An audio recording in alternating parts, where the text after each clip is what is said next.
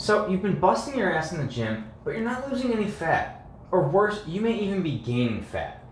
Now in this video, I'm going to break down how fat loss actually works so you can stop wasting your time in the gym without getting results. And as a bonus, I'll even show you a way to amp up fat loss at the end of the video. Now I struggled with my weight for years, and despite going to the gym 3, 4, sometimes even 5 days per week, I still found a way to gain a ton of weight. And it took me years to figure out how fat loss actually works, but once I understood it, it actually became pretty easy to lose fat. Now let's get into it.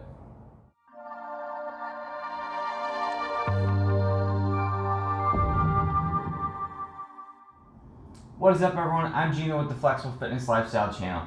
Thank you for watching and for being a part of the community. And if you're not subscribed yet, please go ahead and subscribe so that you don't miss out on every new video. Don't worry, it's free. So if you currently work out regularly, or if you have in the past but you've never lost a single pound, then you probably don't understand how fat loss works. Now don't feel bad, because I didn't understand it for years either.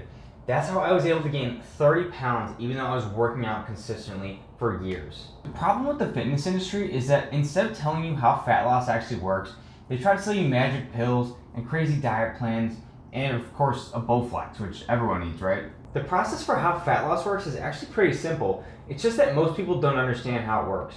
And once you understand how your body burns fat, it's actually pretty easy to put into practice. You just have to be disciplined and consistent. So how does fat loss work? Well, really, it's all about what you eat. If you eat too much, you'll gain fat. If you eat less than your body needs, you'll burn fat. Now, it's a lot more complex than that, but that's the basic gist of how it works. So to lose fat, you need to eat less calories than you burn. You need to eat less calories than you burn so that once your body burns off all your food for the day, it looks to your fat stores to get that extra energy. This is what causes fat loss. So to eat less calories than you burn, you first need to know how many calories you are burning. And that's when you go to the TDEE calculator and you just punch in some basic stats, and it's going to tell you how many calories you need to eat to maintain your current weight, and it's also going to tell you how many calories you need to lose fat. So now how do you create a caloric deficit? Well, the easiest way is to simply eat less calories than your body naturally burns, and this would be your BMR, your basal metabolic rate. This means the number of calories that you burn at rest. Now you also have to calculate the total number of calories that you burn with your exercise, and this is going to be your total daily energy expenditure, and again, the TDE calculator will help you with that. So to create a calorie deficit, you want to eat less than you burn, but that's not the most efficient way. The most efficient way to create a caloric deficit is to eat less and exercise to burn more calories. So if exercise can create a caloric deficit, then why don't you just work out more? I mean, wouldn't that make sense that you would just work out to burn more calories? But the problem with this is that you can only work out so much. Now, let me give you an example. Let's say that you eat 5,000 calories per day. Now, I know this is a lot, but for the sake of example, I'm going to use that number. And let's say that you burn 600 calories per hour doing any sort of cardio, like running, doing the elliptical, whatever you want. Let's say you burn 600 calories per hour. So let's also say that your BMR is 2,000, so you naturally burn 2,000 calories per day. So that leaves you 3,000 calories that you need to burn off. So to burn off those 3,000 calories, that's going to take you 5 hours of cardio to burn that all off. And that's just getting you back to maintenance. That's not even getting you into a reasonable deficit. To be in a deficit, you need to do about another hour worth of cardio. So that's why it just doesn't make sense to work out more when it's so much easier to eat less food. This is what the old adage that you can't out-train a bad diet, that is exactly what it means. It means that no matter how much you work out, you can't overcome the bad foods that you eat. This is why it's so difficult to burn fat when you're really not focusing on what you're eating and you're just focusing on working out. This is something that I did for years, and that's why I never lost any weight with this approach. In fact, I gained a ton of weight because I was constantly eating so many more calories than I burned, regardless of how much I thought I was working out. It just did not work. So if you want to lose fat, you really need to focus on cleaning up your diet, and you need to focus on eating less calories than you burn. So what about just eating less in general? Is that going to work?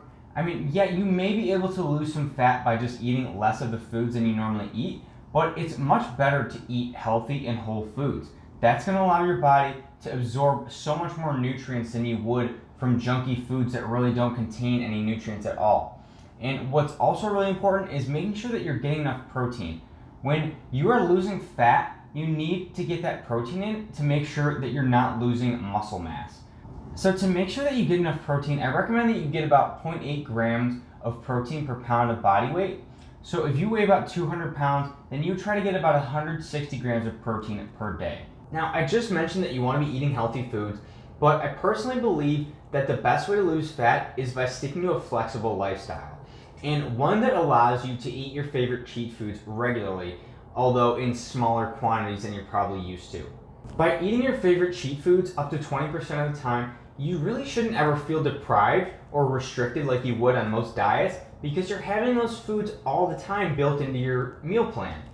Now, you also really want to try to find the healthy foods that you enjoy eating, because this is going to make it so much easier to stick to your nutrition plan long term, and honestly, that is what really causes fat loss. When you're sticking to a healthy meal plan over a very long period of time. Now, you can lose fat quickly when you actually do get on one of these meal plans, but if you want to keep the weight off, you need to stick to eating healthy long term, and the flexible fitness lifestyle that I've tried to create, I believe, is the best. So now that you understand the process of how fat loss works, you really shouldn't feel so intimidated by it. Because again, it's pretty simple. The main things that you have to do are eat less calories than you burn, exercise to burn more calories, eat mostly healthy foods while mixing in some of your favorite cheat foods, and do all of this consistently.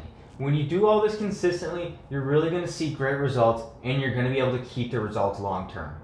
So I mentioned in the beginning that I would have a bonus for you that would help amp up fat loss, and this is something that's actually pretty simple to do once you have already taken the steps that I just mentioned. Once you're doing all those things consistently, this is just like an extra step, and this is totally optional. You absolutely don't have to do it. You can get great fat loss results by just doing those things that I said. However, if you really want to amp it up and make it so much easier, then you can start implementing what is called intermittent fasting.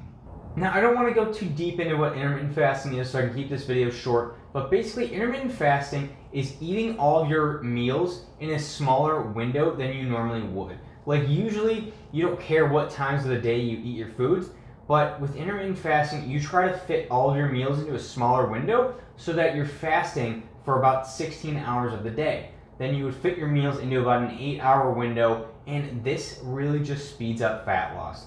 And the reason is because when your body burns off all your food for the day, it switches over to your fat stores to look for more energy.